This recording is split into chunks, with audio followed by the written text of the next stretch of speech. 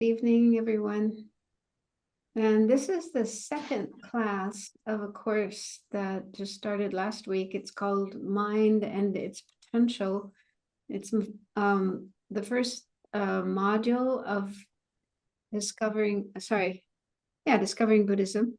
I forget where I'm at sometimes. Discovering Buddhism is a 14 module course to guide people through some understanding of basic Buddhist concepts and practices.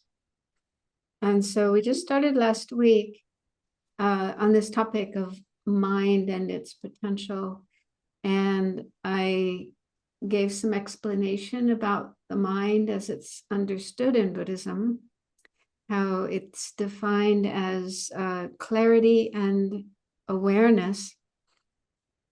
And so I thought to start tonight with some meditation to see if we could get a better understanding of what that means. What exactly is the mind? Does it mean to have clarity and awareness?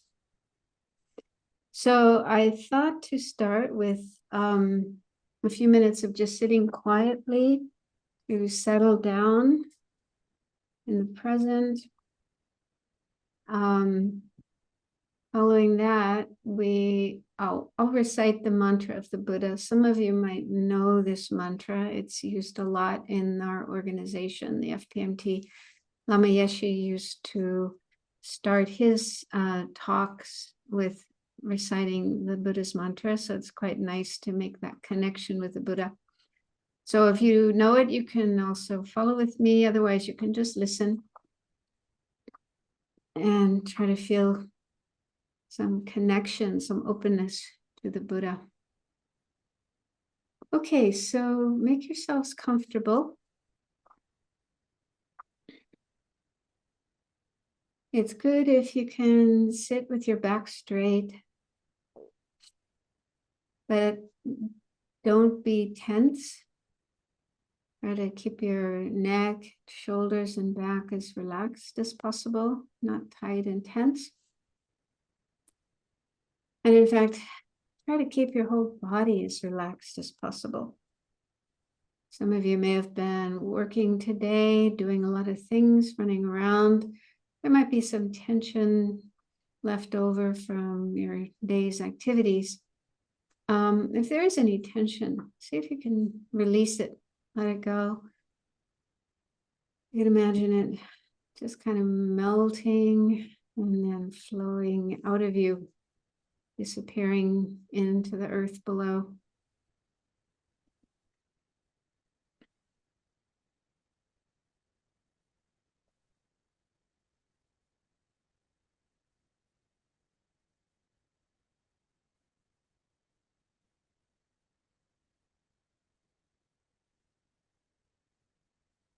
Likewise, there might be some thoughts in your mind left over from your day's activities, interactions, and so on. So try to put those aside. You can always pick them up again later if you need to, but really try to give yourself a break from the usual busy thoughts that run through our minds and just be right here in the present moment, present place, wherever you are participating in this class. It's not easy to put aside thoughts. The mind is habituated to thinking about things. But one helpful way is to be aware of the breathing. Put your awareness on the breath, your breath flowing in and flowing out. Don't try to manipulate or control your breathing. Just allow your body to breathe in a natural way. And then with your awareness, just be aware as the breath is flowing in, then as it's flowing out, one breath after another. And if your mind wanders away from the breathing, gently bring it back. Do that for a few minutes.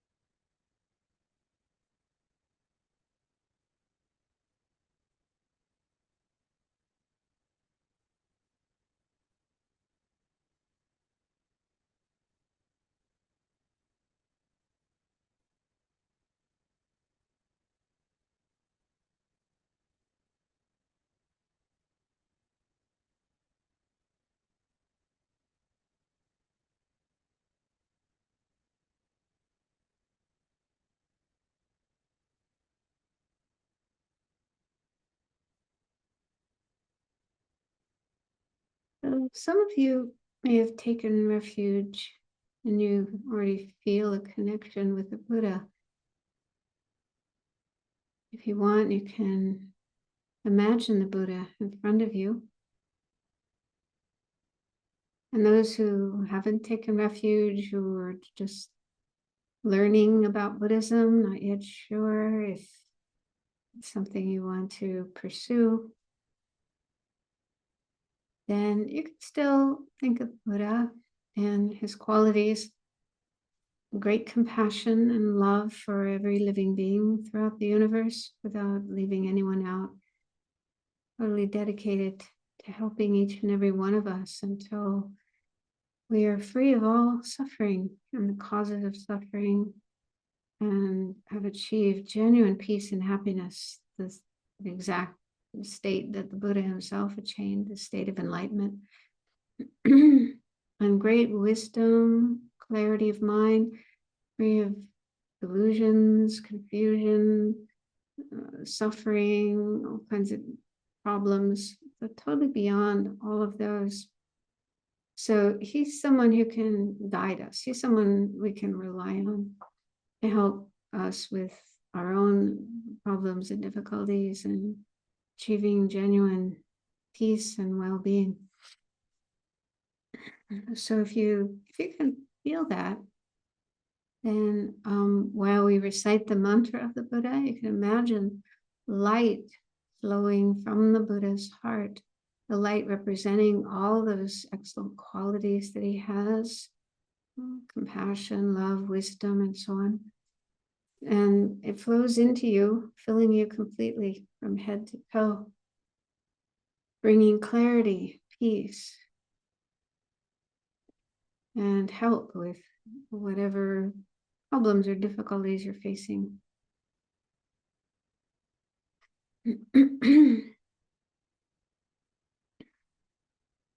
Ayata Om Mune Mune Maha Mune Soha. Ayata Om Mune Mune Maha Mune Soha. Ayata Om Mune Mune Mahamanae so.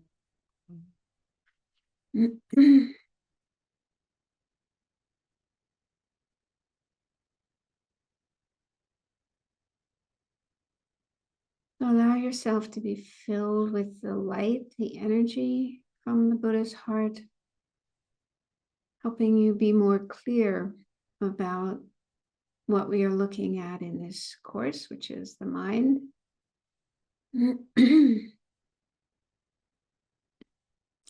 So last week we looked at what the mind is as understood in Buddhism.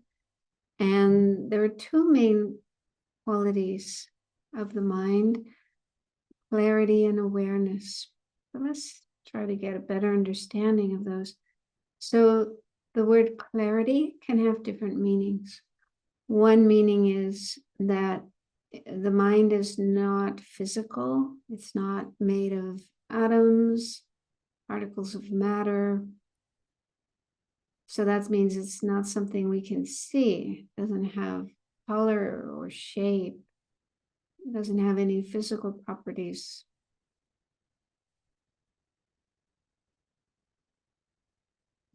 So it's totally non-physical. It's a part of us that is not physical, not material. Another meaning of clarity is that the way the mind perceives or experiences things is a little bit like a mirror. So think of a mirror, like if you're standing in front of a mirror, looking into the mirror, there's reflection of your face in the mirror. So that reflection isn't your face. It's not an actual face, although it looks exactly like your face, but it's it's just a reflection of your face on the clear surface of the mirror. So the way the mind perceives things is a little bit similar to that. When we see something, for example, a flower, we're looking at a flower. It said that our mind arises in an aspect of the flower. The aspect of the flower kind of takes on that aspect of a flower, and it's a similar way to the way a mirror takes on the aspect of your face when you're standing in front of it. So yeah, anything we see or anything we think of, anything we perceive with any of our senses, our mind arises in the aspect of that object. Now, this is hard to understand, but just think about that for a few moments. See if that makes sense to you.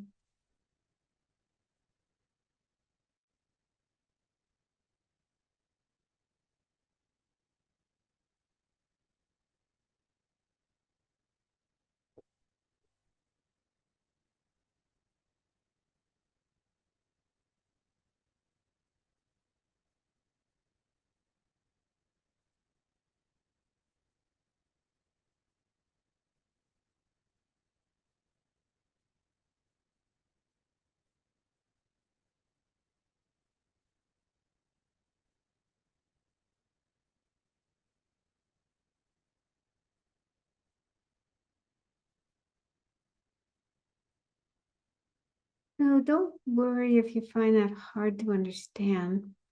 The other main quality of the mind might be a little easier to understand, and that is awareness or knowing. So what that means is our mind is that part of us that knows things, that experiences things, that has awareness of things. And the things our mind can be aware of include like objects of our five senses.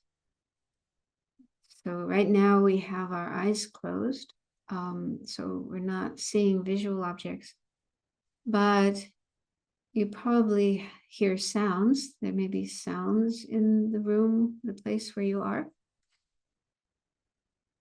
And you probably have physical sensations in your body, like feeling hot or cold, or maybe an ache or a pain somewhere.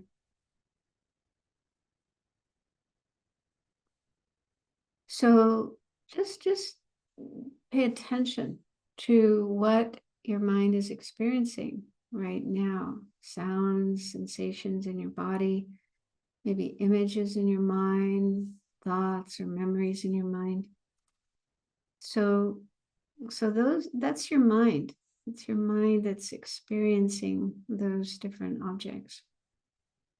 It's that part of you that knows, that experiences, that is aware of various objects.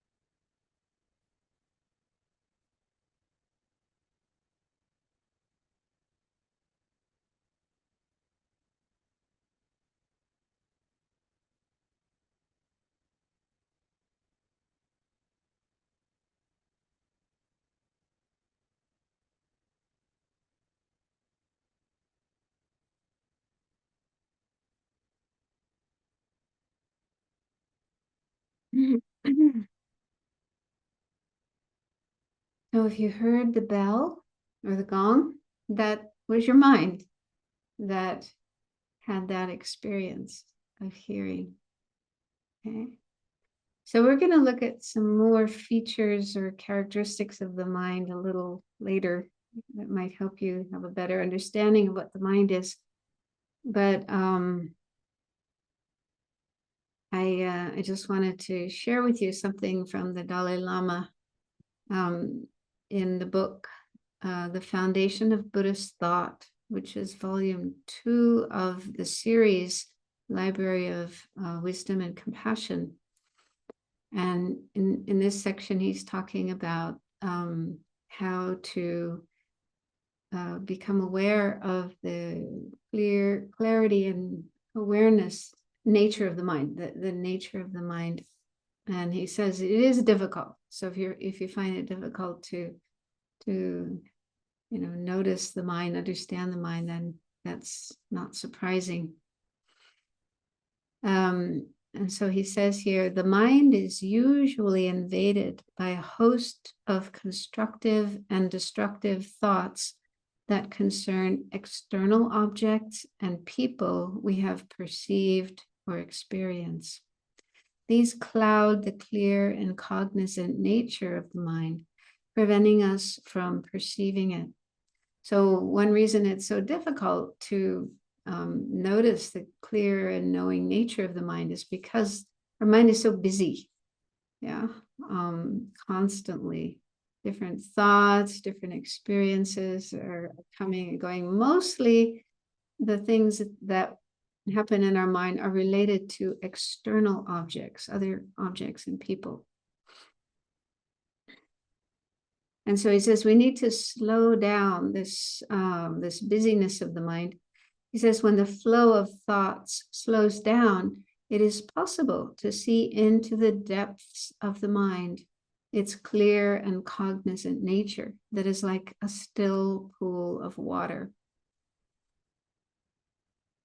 And he goes on to explain that one way to recognize the mind's nature is to just stop the mind from arising in the aspect of objects, like things we see and hear and smell and so on, and to stop all conceptual thoughts about the past and the future.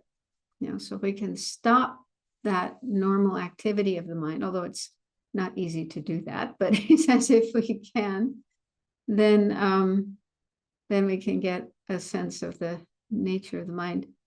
So he says, continuing to meditate in this way, you will gradually be able to keep the mind at a distance from sense objects, and the barrage of thoughts will diminish and eventually cease.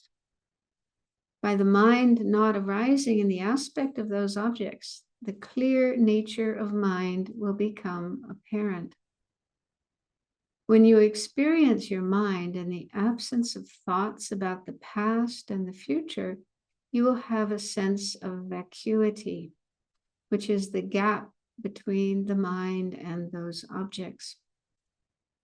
This vacuity is not the ultimate nature of mind, the mind's emptiness of inherent existence, nor is it nothingness, as in blank-minded meditation. Once you experience that vacuous state of mind, try to meditate or remain in it. Eventually, you will have a feeling that the mind is something like a mirror with infinite dimensions.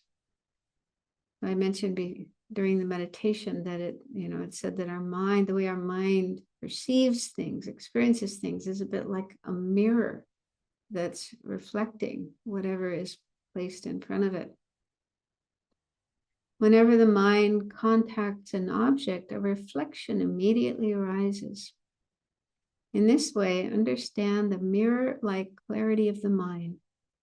The mind remains clear by nature, even though reflections of phenomena may appear in it. Okay, so he's describing, the experience of seeing the clear and knowing nature of the mind But it's not easy to do that. And in the book, he talks about how he was once doing a retreat in Ladakh, which is northern India. It's way up in the mountains next to Tibet. So very similar conditions to Tibet, very quiet and peaceful. So he did a 1-month retreat there in Ladakh. And during that time, he got a glimpse of the nature of the mind. And he was then able to be aware of when my mind began following a sound or chasing a thought. I could recognize where the mind was going and what was distracting it, as well as when it was at rest, clear and concentrated.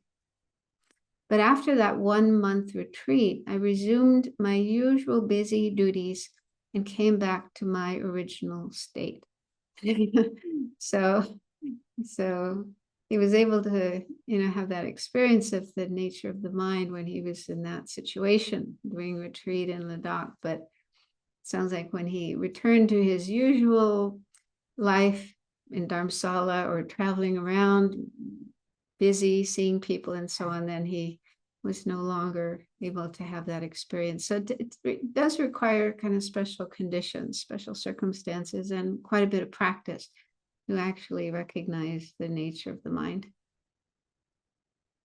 But yeah, so don't feel bad if you have difficulty doing that, but just to know that, yeah, this is how it's explained. And if we do practice, then we too can have that experience of glimpsing the nature of the mind.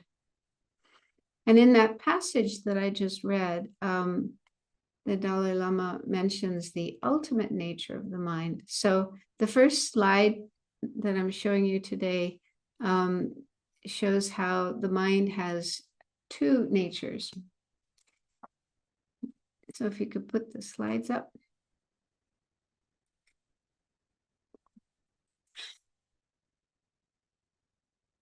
So it said that there are 2 natures of mind, conventional and ultimate. And so the conventional is clarity and awareness, or some translators use the terms clear and knowing. So they're just different English words for the same Tibetan words. So this is what we've been looking at so far, last week and tonight. The mind being clear in a sense of non-physical, non-material. And then awareness, it's that part of us that perceives and experiences and knows things, is aware of things. So that's the conventional nature of the mind. And then there's the ultimate nature of the mind. And the ultimate nature is that the mind is empty of existing inherently or independently. So this is not unique to the mind. Everything that exists, whatever exists, also has these 2 natures. There's a conventional nature and also an ultimate nature. And the ultimate nature of everything that exists is basically the same. It's emptiness. And emptiness means it's empty of existing inherently or independently. Now, we're not going to go into that now. Maybe towards the end of the course, if we have time, we can go into that more. But that's like the ultimate or final nature of the mind. It's empty of existing inherently or independently. And that's not easy to understand. That's much more difficult to understand than the conventional nature of the mind. But just, to say in a few words, it's empty of existing independently because it's dependent. It depends on other things for its existence. It's not able to exist on its own, separate from everything else.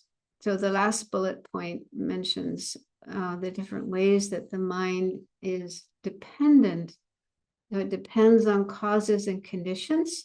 So, there are causes and conditions that give rise to whatever experience we have in our mind, whether it's a thought or a memory or an emotion or a perception.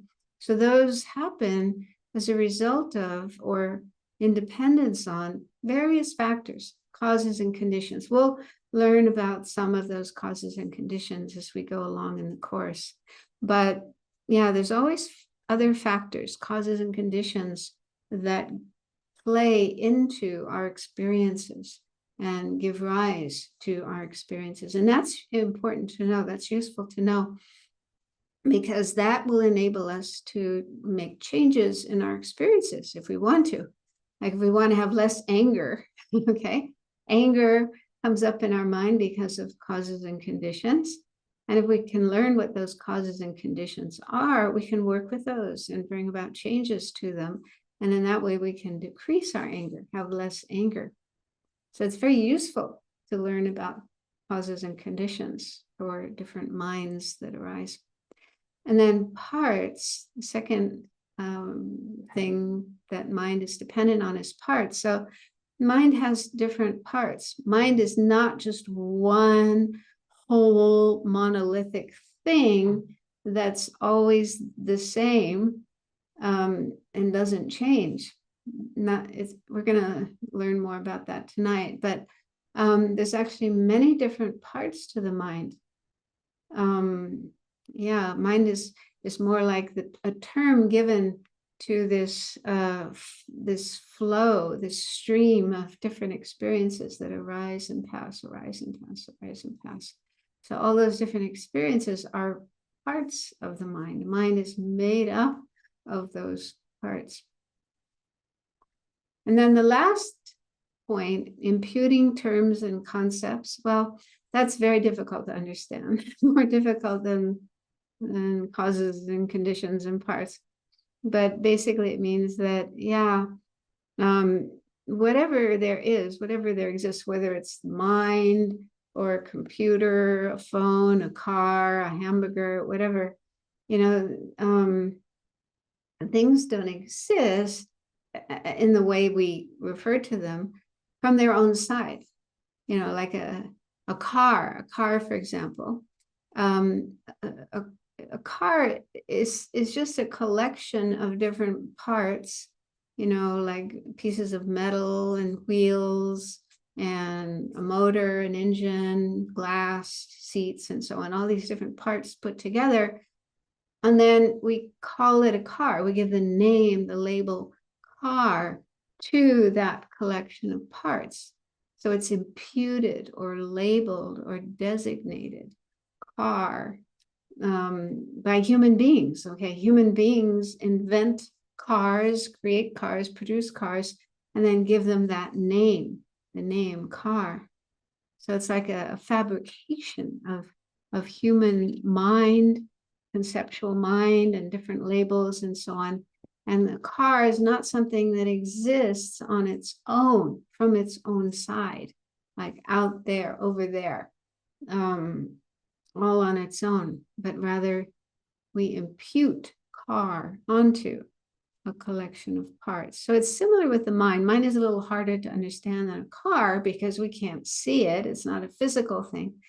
But still, we use the term mind or consciousness to refer to this stream, ever-changing stream of different experiences that are happening within us. And it doesn't exist as mind or consciousness from its own side. So like I say, that's not easy to understand, but if we have time later, and of course we can look into that. But this will have this point about the ultimate nature of the mind. It will come up later when we talk about the potential of the mind. Yeah, that's also part of the course. It's mind and its potential. Okay, so the potential of the mind is something quite special, and it's related to this ultimate nature of the mind. So let's move on and look at some more characteristics of the mind so that we can understand the mind better. Okay, yeah. Okay, so up to now, we looked at the two characteristics of the mind, clarity and knowing. But here are some other things about the mind to help us understand it better. So the first bullet point says that mind is impermanent, constantly changing. Okay, so as I mentioned just now, we shouldn't think of mind as one whole monolithic thing that's always the same. I think people sometimes have that notion, that, oh, inside of me, there's mind, my mind, and they may conceive of their mind as being something that's sitting inside of us and is kind of always the same and doesn't change. But that's not the case. That's not a correct notion of the mind. The mind is always changing, impermanent. And Buddha talked a lot about impermanence. He said it's really important for us to contemplate impermanence, get to know impermanence, because it's the nature of just about everything we experience. All the things around us, our body is impermanent. All the different parts of our body are impermanent. Our mind is impermanent. And the things around us, the things we see, the things we touch, the things we work with, including other people and other beings and so on. So all of these things are impermanent. They're constantly changing, not remaining the same from one moment to the next. This is actually something very profound to contemplate, not easy to really, intellectually, it's not too difficult to understand that, but to really experience it is another thing. To really get a sense of how everything is impermanent, changing all the time. That's not easy, because we tend to see things as just the opposite, as permanent and unchanging. And that shows when some change does take place, then we feel surprised. Yeah. Like when we look at our body and we notice, oh, there's a new wrinkle there, there's a new white hair on my head, and so on. We notice signs of the aging happening to our body, and we probably don't feel too happy about that. Maybe we even feel surprised, like, why is this happening? This shouldn't be happening. So that shows that we don't really accept or understand how our body is impermanent. And the same with people and other things and so on. Our tendency is just the opposite to impermanence. But anyway, the mind, that's the nature of mind. It's impermanent, constantly changing. And the second bullet point is similar to that. Each moment of mind arises from the previous moment of mind, lasts a moment, and then ceases, giving rise to the next moment of mind. So the mind is often compared to a stream or a river, and that it's like flowing. Don't think it's exactly the same as a river, but it's similar in the sense that, a river is always moving and changing. It's not the same from one moment to the next. And our mind is similar in that it consists of a stream of different experiences. Here it says moment of mind. Okay. So there are moments of mind that arise and pass, arise and pass, arise and pass. And this flow is continuous. It never stops, never disappears. It's just ongoing. And we can get a sense of this when we meditate and pay more attention to our inner world, our mind, our experiences. Yeah, we can start to see how they're changing all the time. And so, yeah, the mind is made up of momentary experiences. We call them moments of mind or momentary mental states, momentary experiences. They just last a moment, then they cease, and the next one immediately arises. There's no gap in between. And so it's like a continuously flowing and changing stream of experiences. And the third bullet point, this is hard to understand, but this is the Buddhist view. This stream continuum of momentary experiences has existed from beginningless time. Okay, so the Buddha gained the ability to remember all his past experiences, like total recall of all his past experiences. So he could remember his previous lives going back many, many, many, many, many lifetimes, and was not able to find a beginning to it all. Now, that's often very uncomfortable for us. We like to think there's a beginning to things.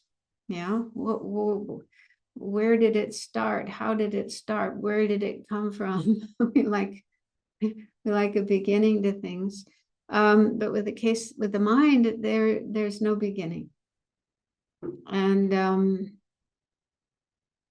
yeah, so this is the Buddhist view, and it's challenging to understand, challenging to accept. It's kind of mind-blowing, mind-boggling to try to figure it out.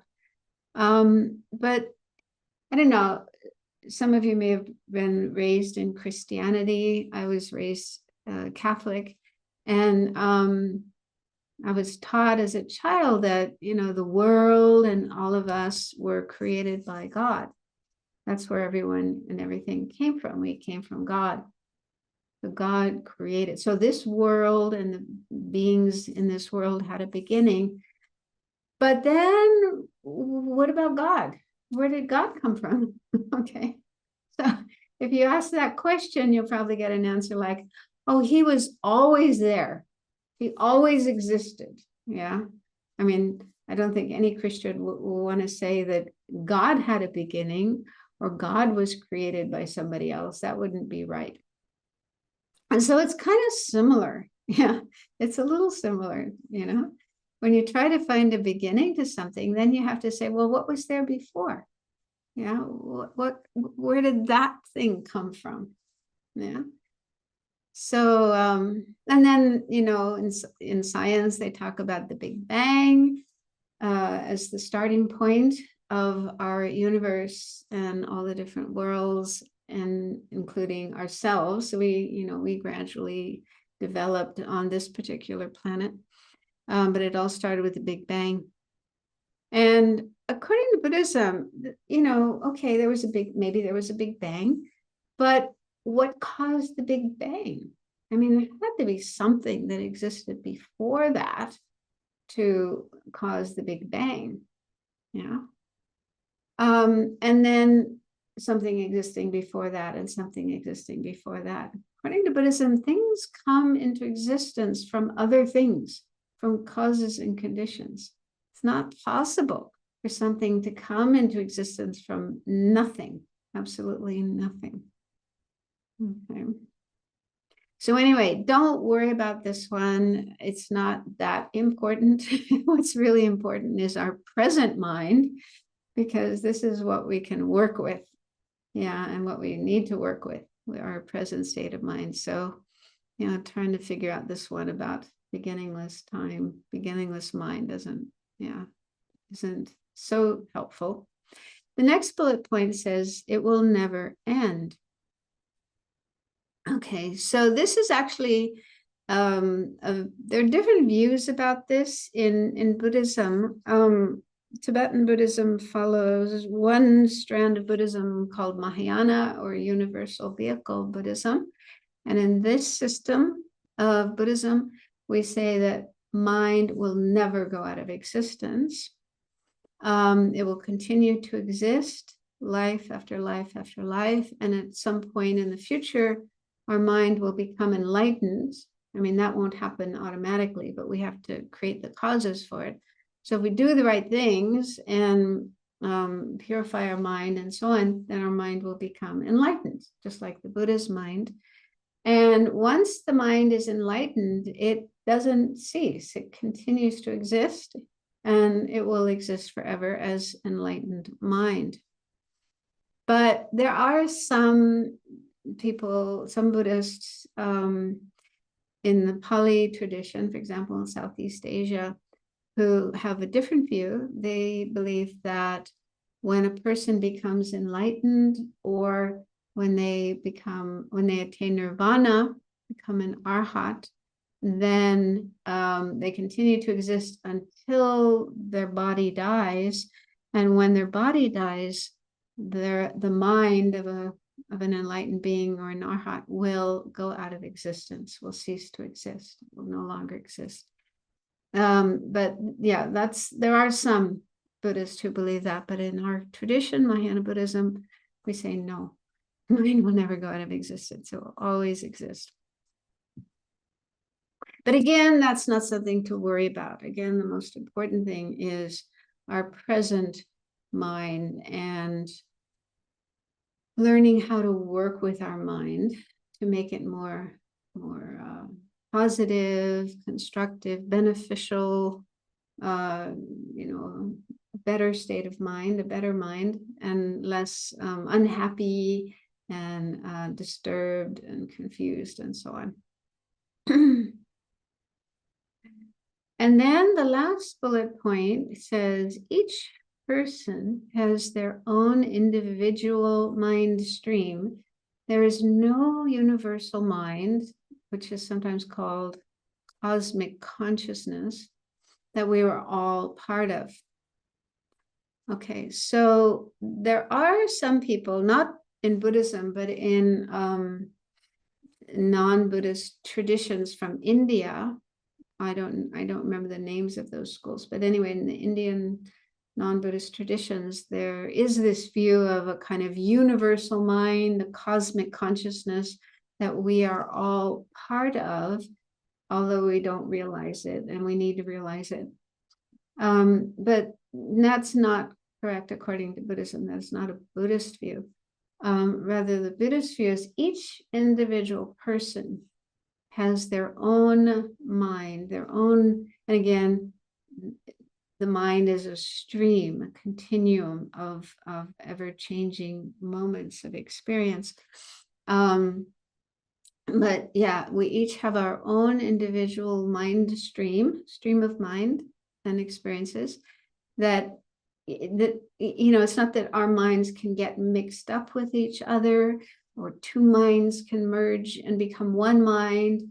But yeah, our individual mind stream continues life after life after life. And even when we do reach the state of enlightenment, the state that the Buddha achieved, even at that time, our mind still retains its individuality.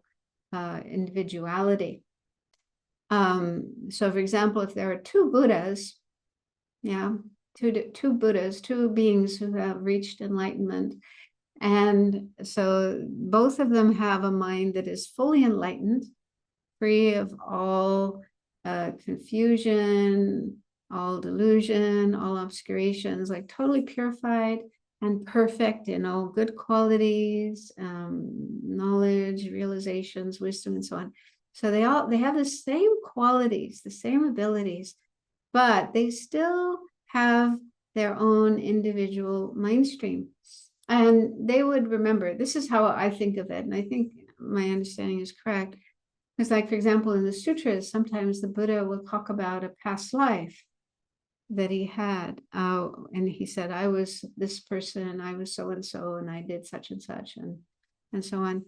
And so the Shakyamuni Buddha would remember his previous lives, and another Buddha would remember their previous lives.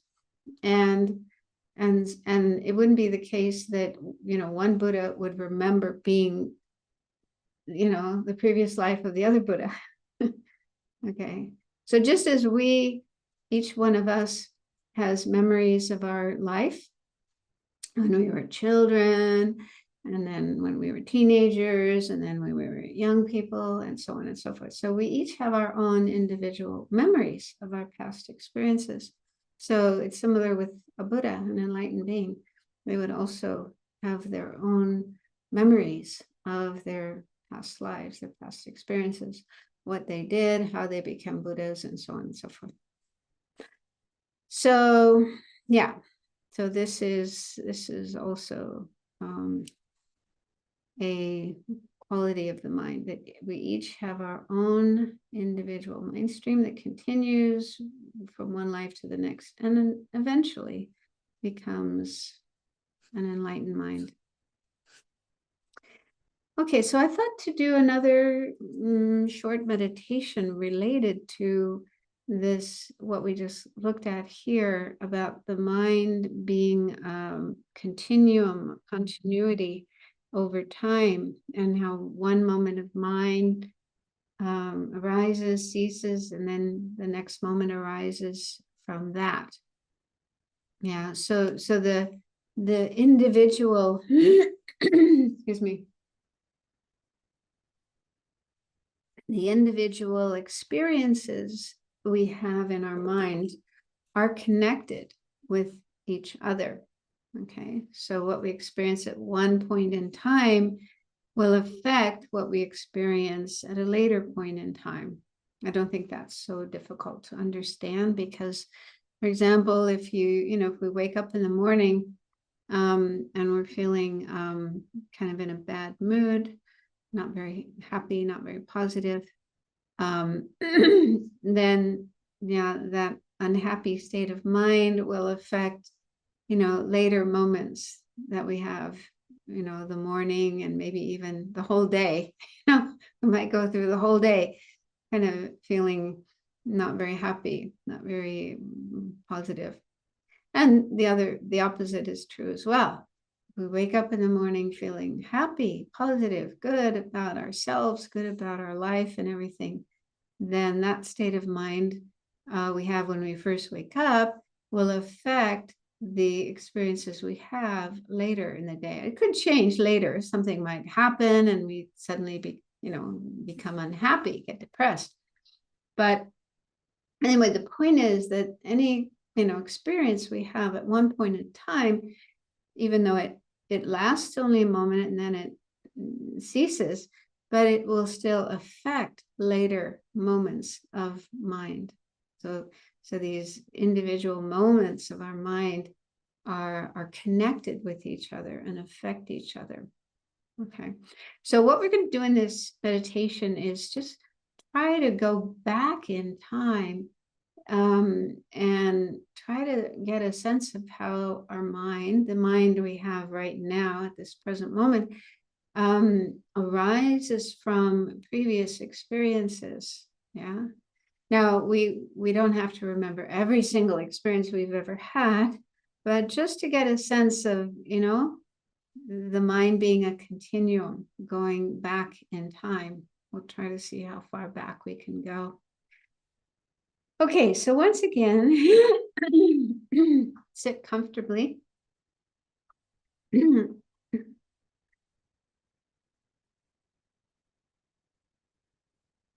Try to be as relaxed as you can.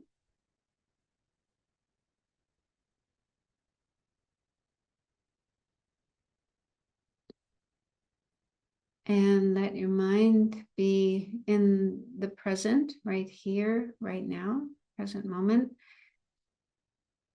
Not distracted, thinking about other things like what you're going to do later.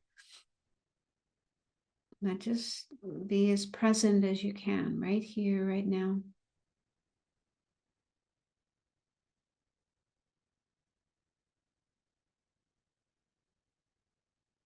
And just take note of how you are feeling right now, how your body feels, how your mind feels.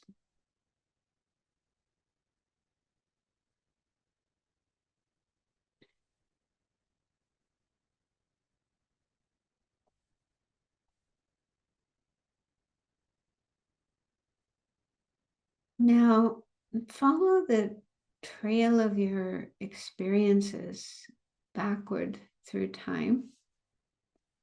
So try to remember some experiences you had earlier, like at the beginning of our class, when you first joined this Zoom session, joined the class. What were you thinking and feeling then?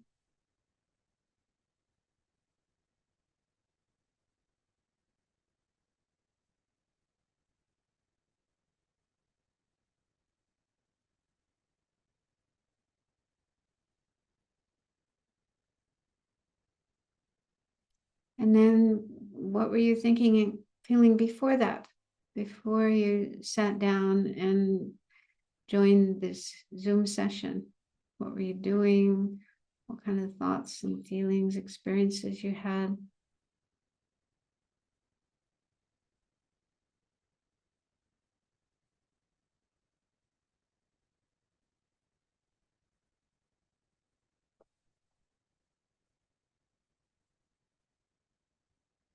And then continue to go back through your experiences today. So maybe an hour before you join the class. What kind of experiences were happening in your mind at that time?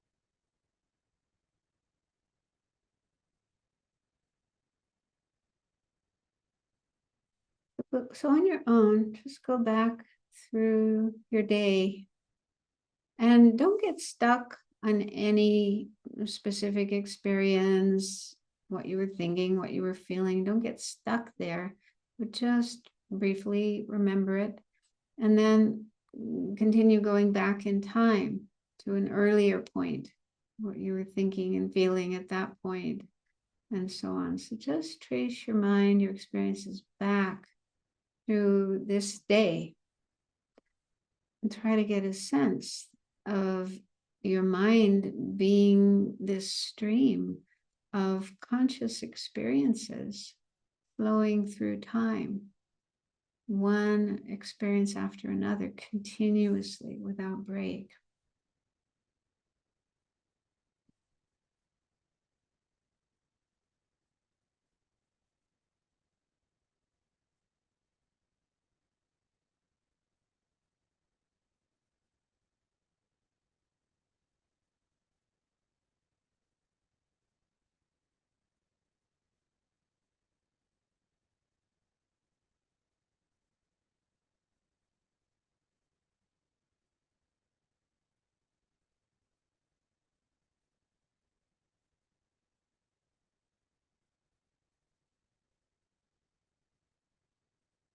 So you can go right back to the first thoughts and experiences you had when you woke up this morning.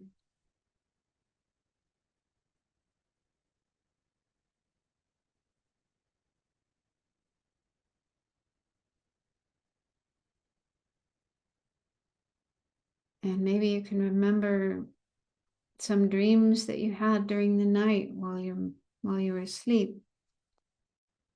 And those are also part of our mind, part of this stream of consciousness.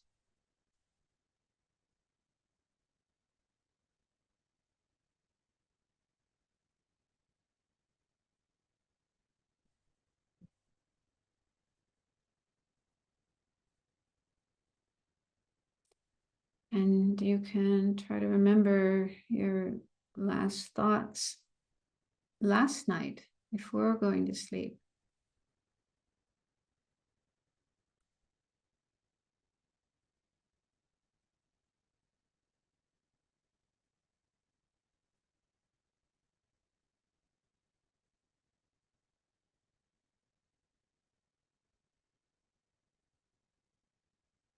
And yesterday,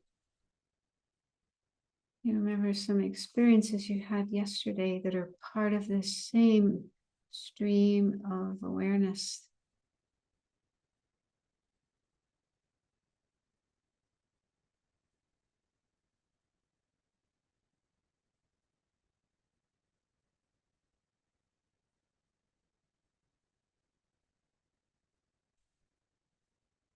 So continue to go back in time and feel free to make big leaps. You don't have to go every single hour, every single day, but you could try to remember something from last year and then maybe 5 years ago and so on. So just keep going back in time. remembering experiences you had in the past, and trying to recognize that they are all part of this same stream of awareness that we have right now at this moment.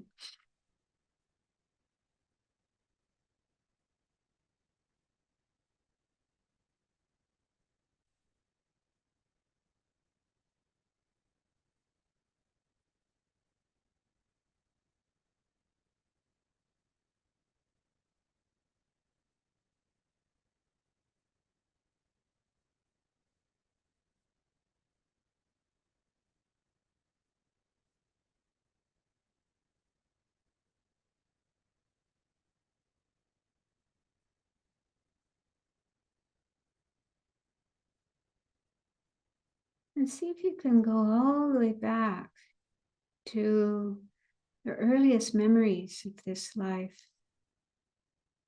When you were a child,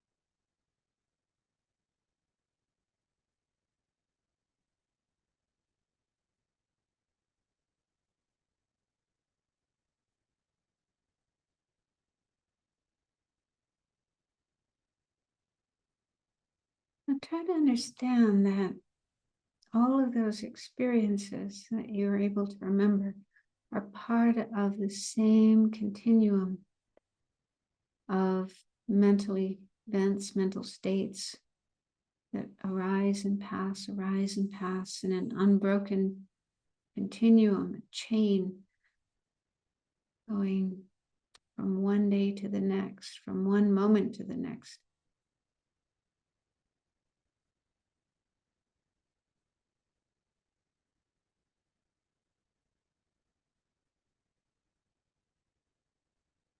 And then ask yourself, where do you think it comes from? Does it have a starting point?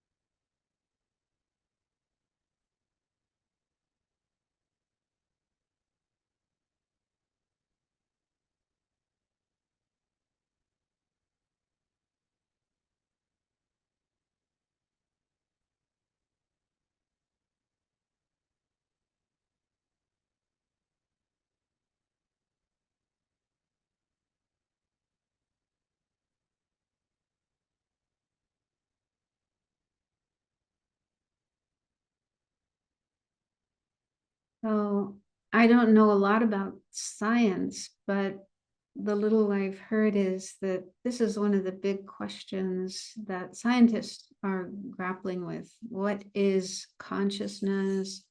Where does it come from? And so on. And there are different theories, different views, but it's still very much uncertain, and being explored. And yeah, there are dialogues between Buddhist teachers like the Dalai Lama and scientists who are studying the brain and mind and consciousness and so on. So it's quite fascinating. Maybe one day they'll come up with answers to these questions.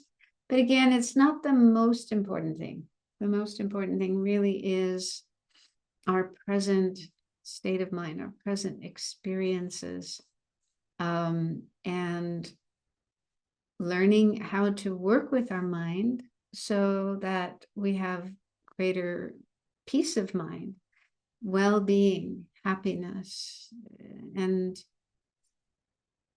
have fewer problems, emotional problems, problems with people, and so on. So that's really the most important thing, and we will be focusing more on that as we go along in the course.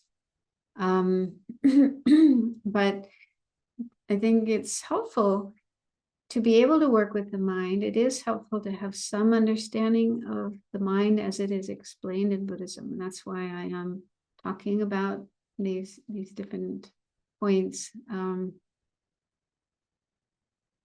Yeah. So I'll talk a little bit more and then leave some time towards the end of the class for questions. So when this topic of mind is studied in the Tibetan tradition, it's one of the topics they study in the monasteries. And the name of this topic is Lorik, or mind and awareness. And when they study this, they look at different types of mind.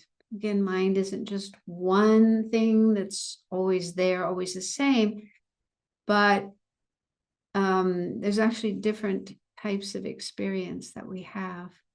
And so one of the main ways of dividing our experiences is, well, if we could put up the next slide, is into perception and conception.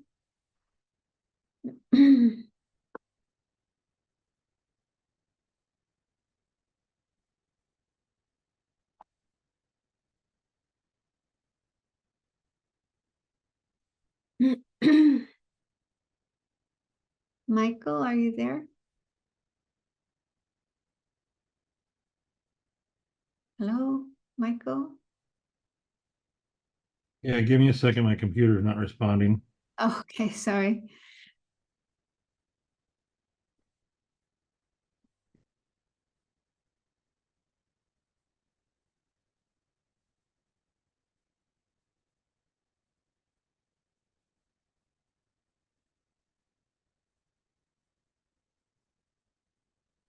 Okay, so so this is one way of dividing up mind, different types of mind. And in the chart, I actually put minds with an S, because I think that's actually more accurate than saying mind. If we just say mind in the singular, then it's easy to think that it's just one thing. It's always the same. But in reality, we have different minds in the sense that, you know, each moment we have different experiences coming and going, coming and going. Yeah. So this is one way of dividing minds into two types, perceptions and conceptions. And so every experience that we have, every single moment, is one or the other of these. It's either a perception or a conception. And so the next slides, we'll look at those one by one and what they are and how they work. So the next slide.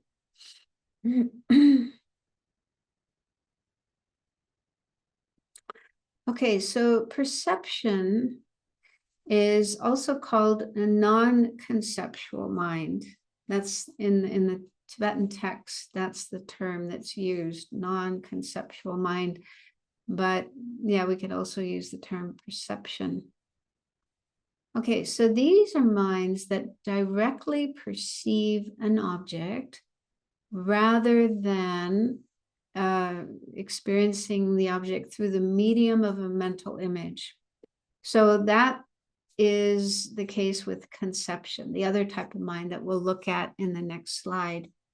So in the conceptual mind, then that type of mind doesn't directly experience the object, but it experiences it through a mental image. So just put that aside for now, and we'll look at it in the next slide to understand that better. But the main characteristic of this type of mind perception is that it directly perceives the object. There's a kind of direct connection between mind and the object. And so there are 6 types of this type of mind, and they are related to our 6 senses. So we have 6 senses. The first is eye, or visual perception. So when we see, like now you have your eyes open, you're looking at your computer screen, and you may be looking around the room at other things as well. And so we're having this experience of visual perception, or seeing, in a simple term, seeing, where you're seeing things. Okay, so that's one type of perception. Okay, seeing.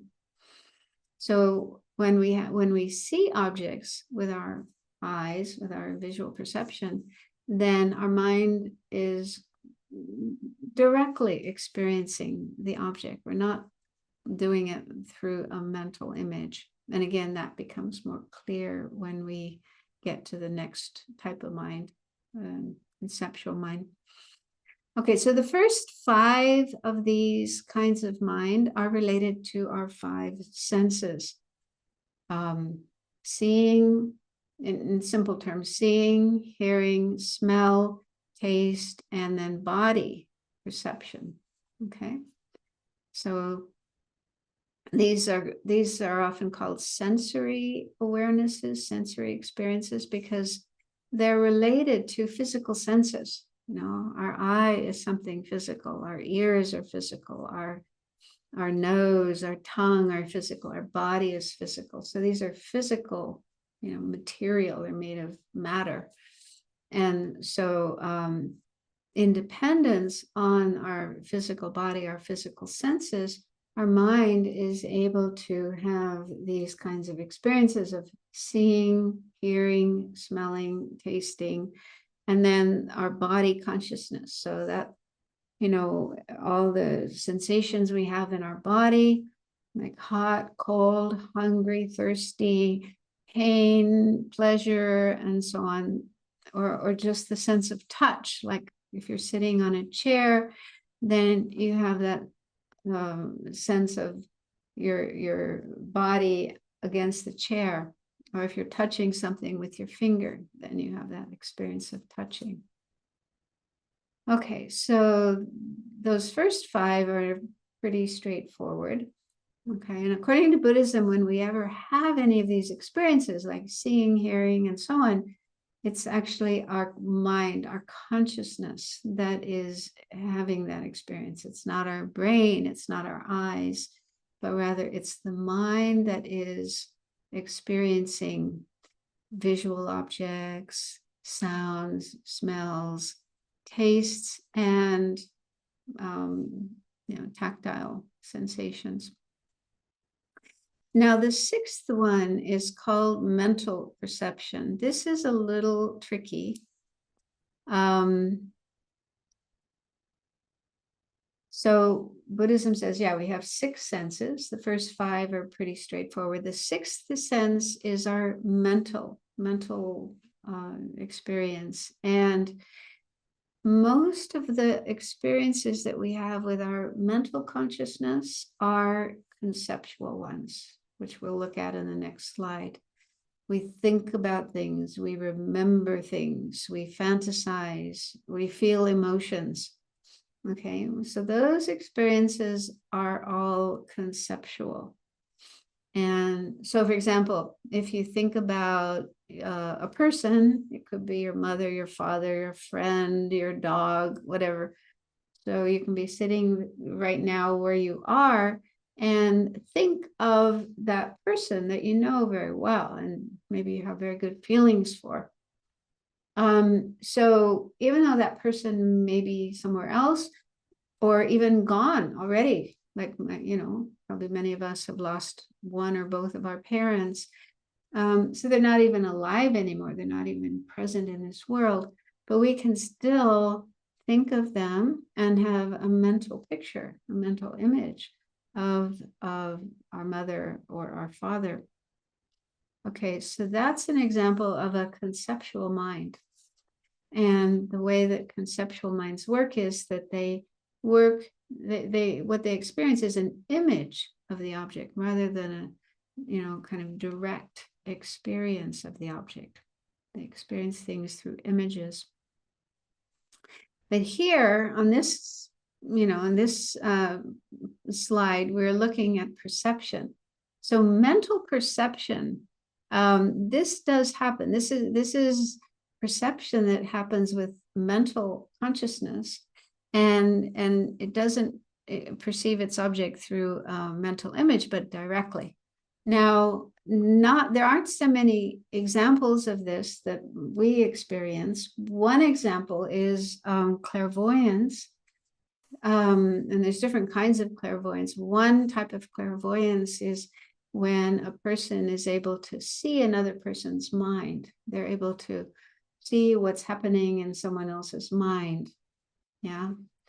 And they can see their thoughts, they can see their emotions, they can see whatever is going on in a person's mind. So that would be an example of mental perception. And probably most of us don't have that experience, although we may sometimes think we do, we think we know what somebody else is thinking, but we might be wrong. So that's probably a conception rather than a perception. But someone who has a mental perception really is able to see another person's mind. And another example of a mental perception is realization.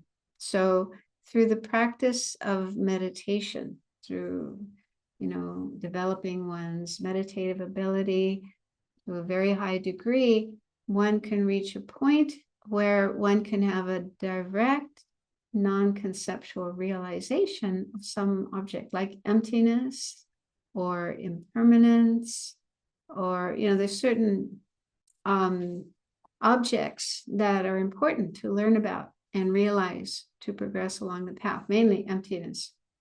And so yogis, meditators, attain what's called a mental direct perception or yogic direct perception of emptiness. So that means they are perceiving emptiness directly with their mind. But that's probably something most of us haven't experienced. So we'll leave that for now. But just to know that is a possibility that does exist. So let's look at the next slide, which is about conception. This is the other type of mind. Okay, so conception could also be called thought. Okay, so thought and conception, I think, are pretty much synonymous. Okay, so this type of experience is only mental and never sense consciousness. So of the 6 types of mind on the previous page, only the 6th one can be conceptual. So we can never have conceptions with our eye consciousness or ear consciousness and so on. Those 5, those are always perception, never conception. Conception only takes place in the 6th consciousness, the mental consciousness. And a conception doesn't directly perceive the object.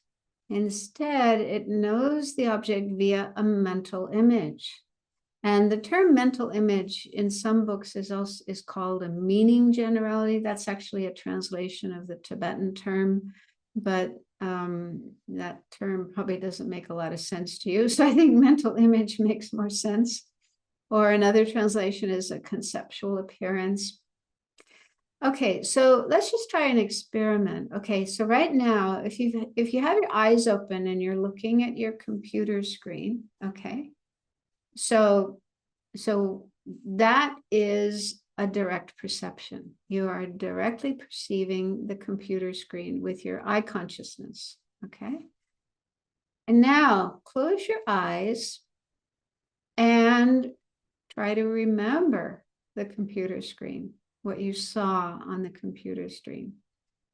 You may not remember every single detail, but maybe you can get a rough image of your computer screen and what you saw a few minutes ago on your computer screen.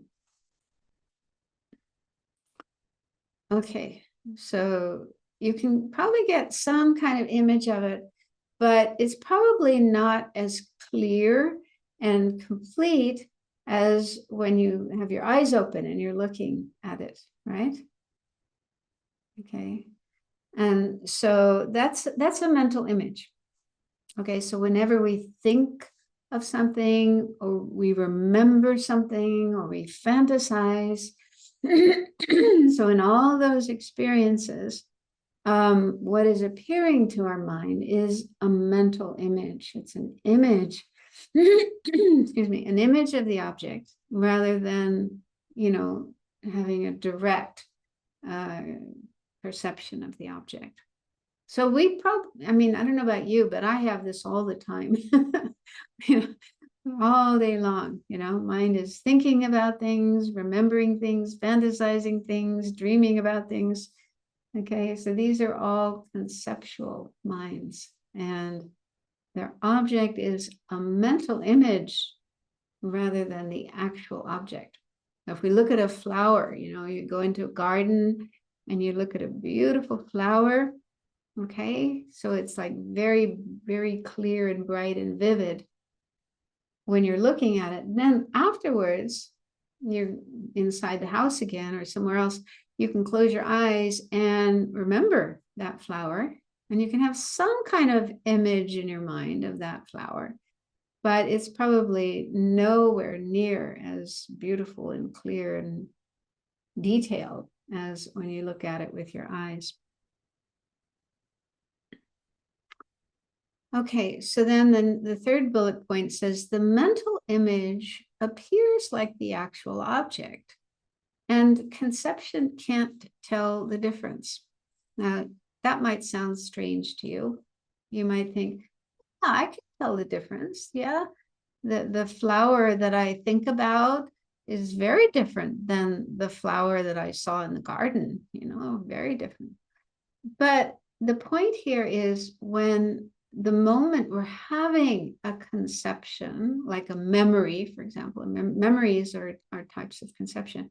At the moment we're having that mind itself, that very mind that is remembering that object, that mind is said to not be able to tell the difference between the mental image of the object and the actual object.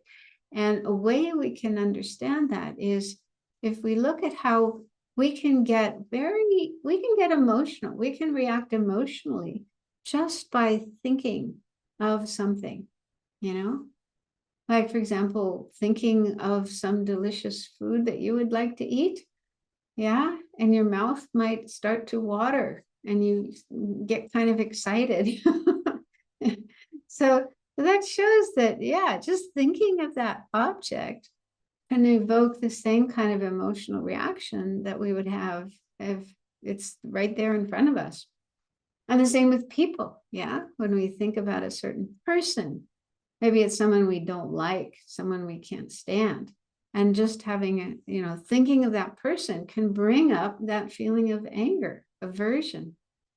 Or if it's someone we like, someone we have, attachment to, or we love for, then again, just thinking of that person will bring up those feelings, those emotions.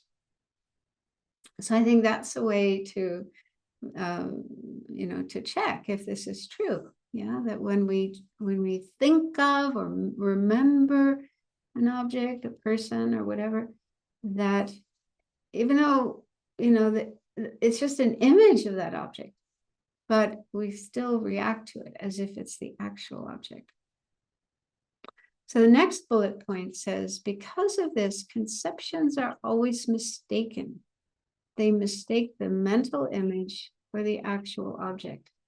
So there's a mistake in conception, in that it's just being or perceiving or experiencing a mental image of the object, but thinks it's the real object, reacts as if it's the real object.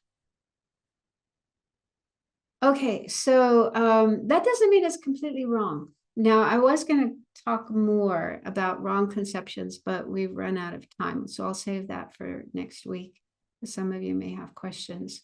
But it said that of the two types of mind, conception and perception, perceptions are preferable. They have a more accurate experience of things. They experience things more accurately than conceptions. Because conceptions have this little error. But that doesn't mean conceptions are completely wrong and bad and, we should get rid of them all. Especially in the Lamrim, the stages of the path that we learn about and meditate on in order to progress along the path to enlightenment. We actually need to use conceptions to be able to understand things like, for example, the Four Noble Truths, the Buddha's teachings, impermanence, emptiness. These are not things we can directly perceive, with our eyes and our ears and our nose and so on. We have to use conception, thought, to think about what the Buddha taught, what our teachers taught, what the scriptures say. We have to think about these things and understand them and then use them in our meditation to bring about changes in our mind. So conceptions are actually very important for our practice, our spiritual development. So we'll talk about this more next week, but we just have a few minutes left. If someone has a question that is burning and you want to ask.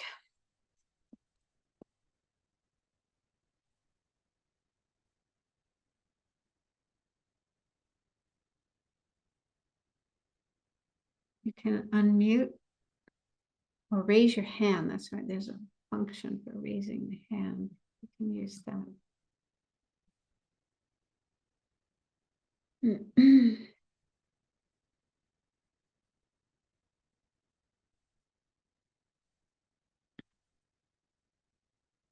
Venerable. Mm-hmm. At the beginning of the class, you were talking about whether God created the universe, but who created God, or was there a Big Bang or whatever? But and saying like, where did God come from? I guess the same thing could be said of Buddhism, right? Because where did causes and conditions come from? Isn't that just like saying, well, they were always been there? Isn't that just like saying God's always been there? Yeah. The same thing. Yeah. According to Buddhism, there's no like ultimate beginning to things. And so it's like there are universes that come into existence and they last for a while, then they go out of existence, and then another universe comes into existence and so on. So it's more of a cycle. It's a cyclic thing rather than there's a starting point and everything started from there. But it's more like things just keep going around in circles.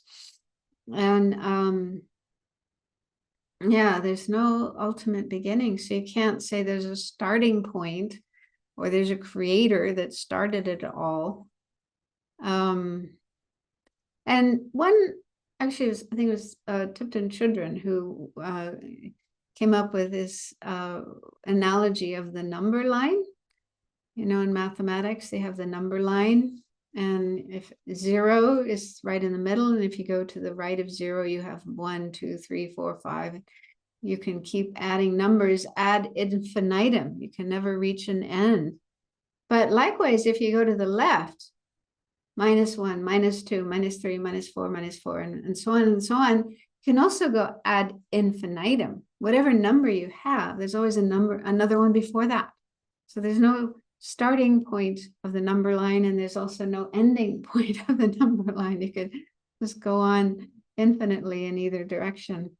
So I thought that was a helpful way of thinking, in terms of our mind, okay, right now there's this present mind. And if you go back, in time, you can't really find a beginning. But if you go forward, that also doesn't really, you don't really come to an end of it all. So anyway, that's like a model that we already have, that we already know, that can help us get a sense of the nature of mind, and also the nature of everything, the universe in Buddhism. But again, that's not the most important thing. Yeah, not something we should worry about, because really the most important thing is right now we have our mind, and there's things in our mind that are disturbing and problematic. So let's learn how we can work with this and try to make it better, make it more positive. And I have one other follow-up question, if I can. In your one, and I think in your first slide, you talk about conventional versus ultimate mind. And in ultimate mind, you said that in ultimate, you said the mind is empty of existing inherently. But if it's, even though it's empty of inherent existence, it is still aware of inherent existence, though, correct? Yeah. I didn't, these are two natures of the mind. It doesn't mean there's two minds. One is conventional, one is ultimate. The two different natures of the mind. And they're both existing in a totally compatible way. They don't contradict each other. They're both aspects of the mind or qualities of the mind. And so the emptiness of the mind is there. It exists. It's like the true nature, the real nature of our mind. It's there, but we don't see it. We don't perceive it. We don't experience it. Instead, because of ignorance, we see our mind in the opposite way. We see our mind as inherently existing, independently existing, truly existing. And so, a big part of the practice is to understand how the mind really exists, that it's empty of inherent existence. But the same is true for everything else as well. Our self, our body, all the things in the world, we need to discover their real nature, that they are empty of existing inherently. Okay, so we've run out of time. If you do have questions, you can write them, send them in through the center, and then I'll answer them in the next class. So thank you for joining, and let's just take a few moments to make a mental dedication of what we have done here. We spent the last hour and a half together with a good motivation, wanting to learn about our mind, to bring about greater peace and happiness for ourselves, for others, for the world. So we've created some good energy, some positive energy, merit it's called. And this is the cause of happiness, good experiences, following the path up to enlightenment. So let's mentally share this positive energy with all living beings, wishing that it will bring benefit. It will help everyone understand their mind and understand the true nature of things, so they can find their way out of suffering, confusion, problems, and find their way to greater and greater peace and happiness, ultimately enlightenment.